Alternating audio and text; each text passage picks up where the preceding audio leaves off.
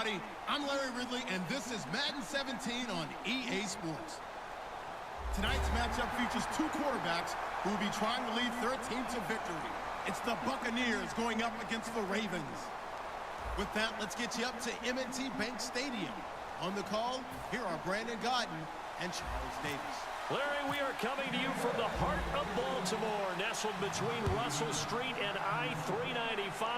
We're at M&T Bank Stadium. Coming up, we've got what should prove to be a good one between the Tampa Bay Buccaneers and the Baltimore Ravens.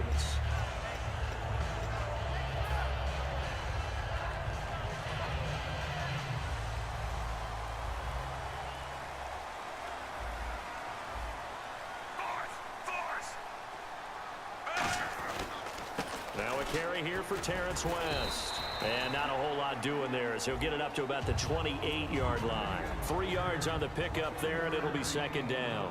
And here's a look at the starting offense.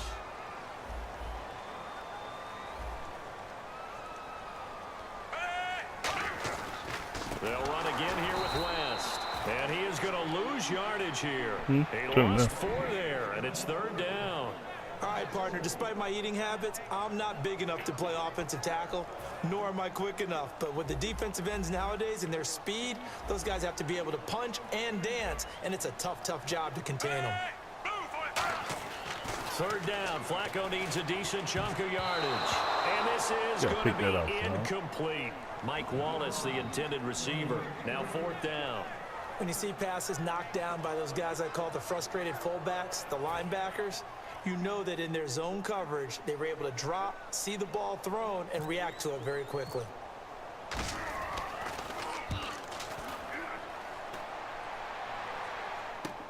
Fielded at the 20. Uh-oh. What? He had one man to beat. It takes a touchdown-saving tackle to bring him down. And the Buccaneer offense will be set up well as they take over. Hold on now.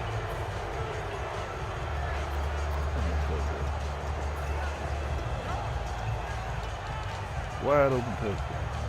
He got to slow down for the defender. That's going to hit third down. Really nice starting field position here for the offensive unit. They go play action here on first down. Trying to get it to Jackson, and it's intercepted. Picked off by Lardarius Webb. And not much on the return there. He'll take it only up to the 9-yard line. And now here come the Ravens. And a 3-and-out on that first drive. We'll see if they can do better here. They should have a better opportunity because the nerves should be settled now. That first series, everybody goes out with a little extra emotion. So now they get a chance to go back out and say, okay, now we're into the game. Let's go play and play as best we can. You almost get a mulligan then on that first drive? Sometimes it absolutely serves that way. You get a second opportunity. Nothing big happened. But then again, you didn't commit any mistakes either. Off you go. And he'll go down just shy of the 25 at the 24-yard line. That's a good, nice, crisp run for a first down. I wonder if the defense might have been loosened up a little bit, maybe anticipating a pass instead of the run that they got. They come out here in the eye. They'll run it with West. And he's going to be hemmed in and brought down right at the line of scrimmage. Nobody in front Just of a me. yard on the first down carry, so it's like second and 9. Or something. Gerald McCoy is always going to be linked with Ndamukong Suh. They came into the NFL in the same draft class. There was a lot of debate about who was going to be the better defensive tackle. They just do it two different ways. McCoy, more movement, more elusiveness. That allowed him to make the play there for a short gain. And once again, leverage wins. The offensive line, lower than the defensive front. They moved them and found some good space for the guy carrying the ball. Offense coming up, needing 2 yards on third down.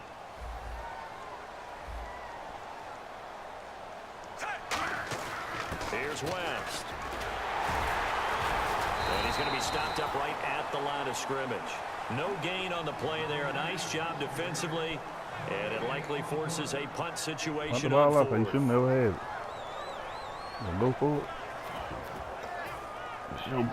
And how about the call here? They need 2 yards in their own territory on fourth down, and they're going to go for it.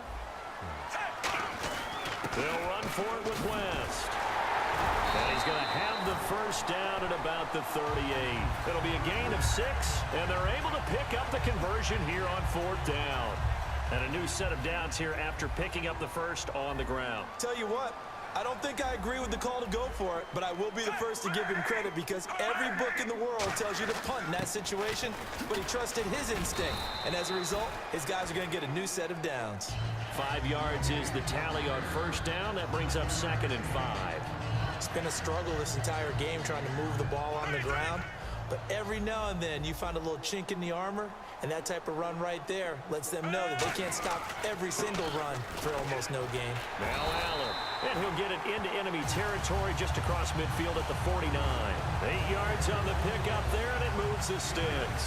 Well, that was a unit that understood exactly where the first down marker was, handed it to their guy who could run it, created some space, and he got there.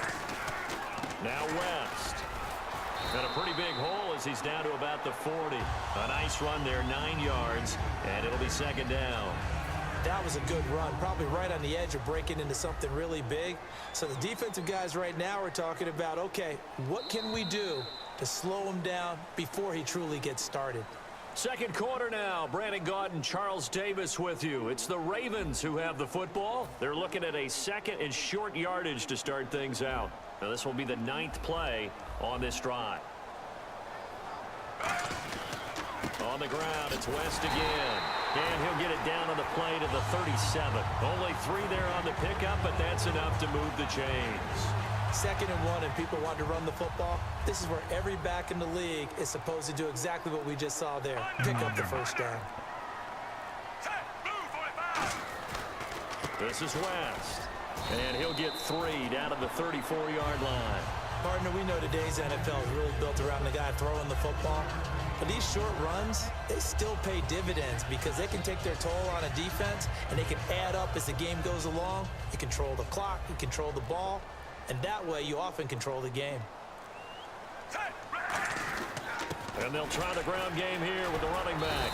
And he'll get this down to about the 30, 31-yard line. 3 yards is half of what they needed. Now can they get the other 3 here on 3rd down? Well, I think we know by now that every run is not going to be broken and get all the way to the end zone. But these short ones still have their value. You can still set up your play action and throw the football. You control the clock because you have the ball and they don't. And often the physicality sets the tempo for the game. They'll run with Allen. The ball's still a few inches shy of the marker after the 3-yard run. So now a little soul searching on 4th down. They'll run for it. This is Allen. He only needed a few inches, but they stop him behind the line. And the Buccaneers defense holds, and they get the football back. Now the Buccaneers offense gets ready to head back onto the field. And last time wasn't pretty. 1 play and an interception. We'll see if they can do better.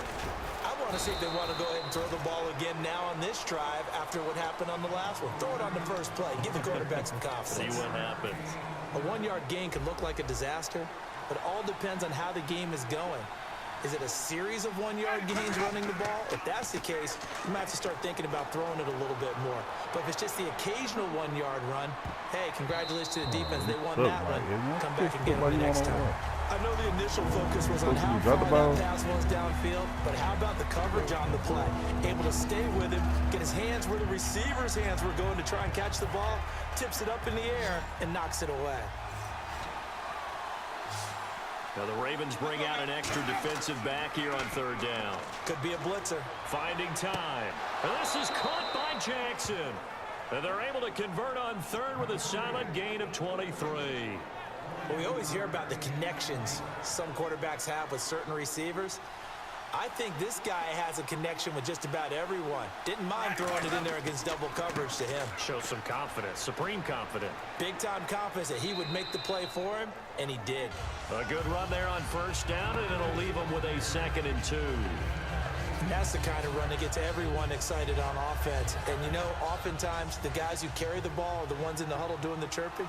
Right now, I think it's the offensive line telling them, run it again. We are right there about to break a big one. So an entertaining first half, and now we have hit the 2-minute warning.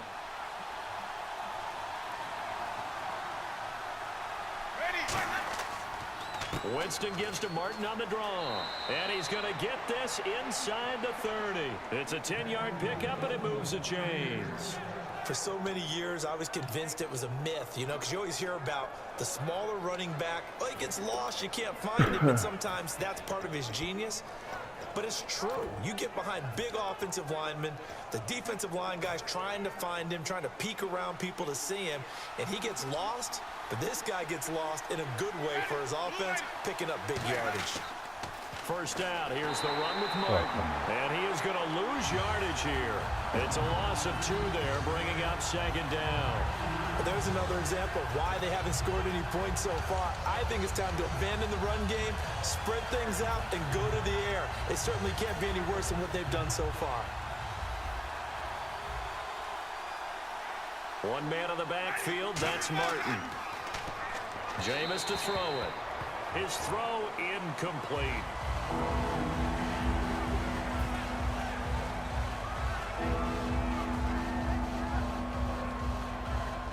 Seventh play of this drive coming up, but a long way to go on third down. One receiver to the left is Evans. To throw is Winston. And an incomplete pass. That'll stop the clock here with just under a minute to play in half number 1. It's always tough for the guys throwing the football when they think they've got a completion and the ball's almost there, and then someone sneaks a hand or two in and bats it away.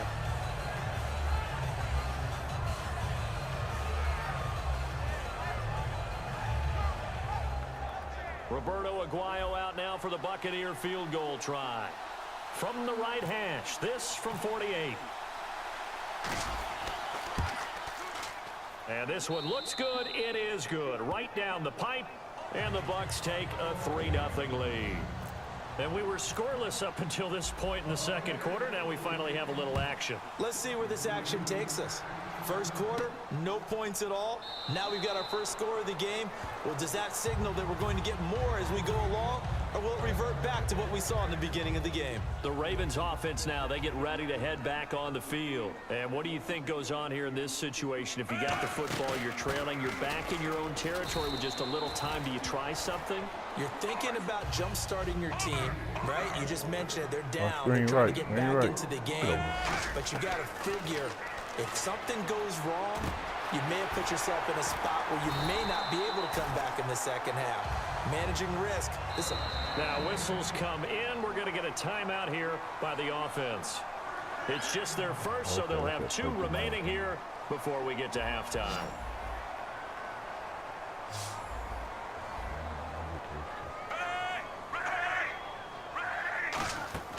Flacco from midfield.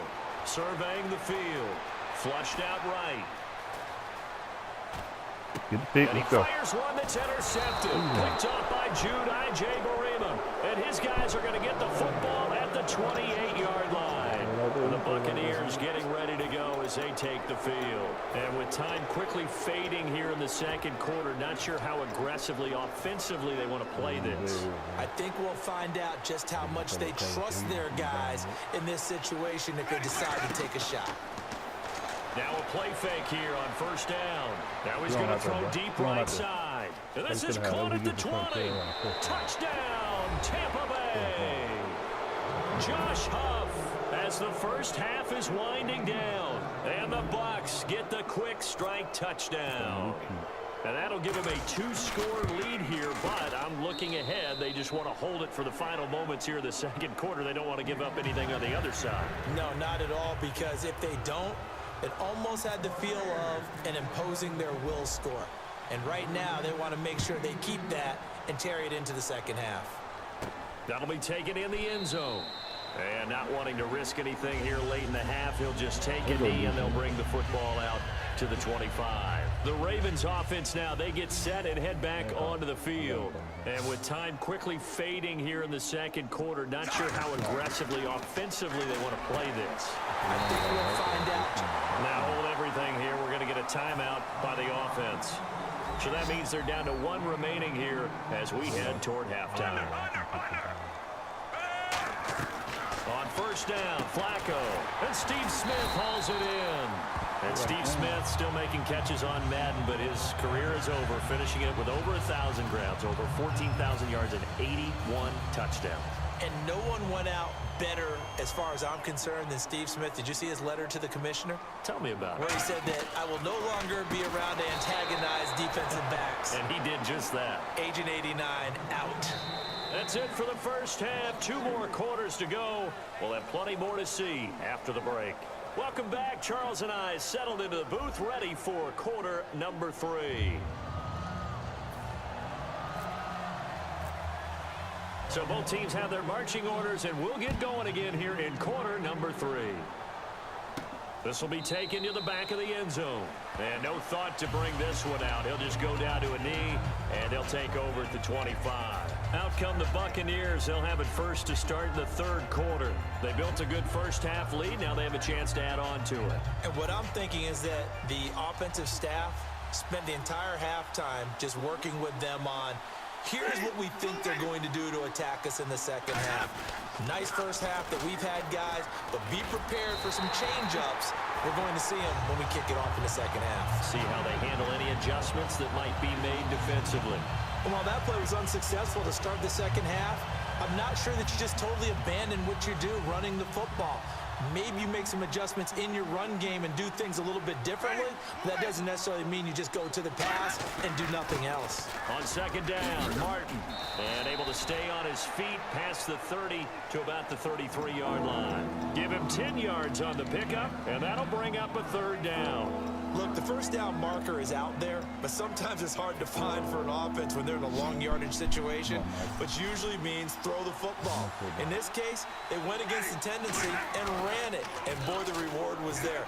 A big, big pickup, and guess what? It's now 3rd and very short in order to try and pick up a first down. I'm not sure we could spot any tendency here on this 3rd down. They could have run it or passed it. Either one was available. They chose to try and get it through the air, but they were unsuccessful.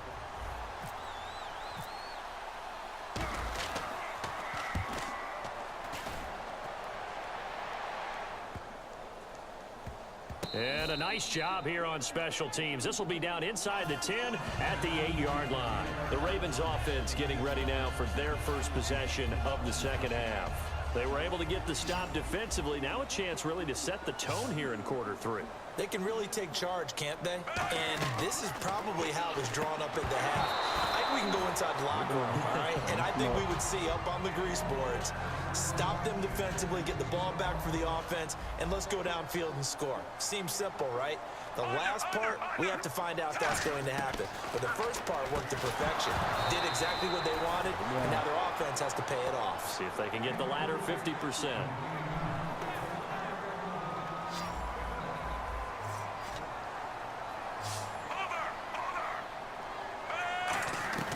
Third down, flat. He rifles one that's intercepted.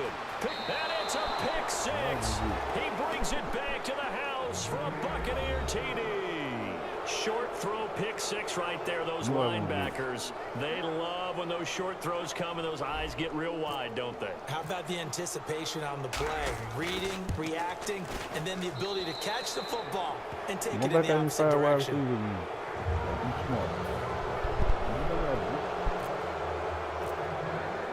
So they throw the pick 6. They'll get another shot at it now as this one's in the air.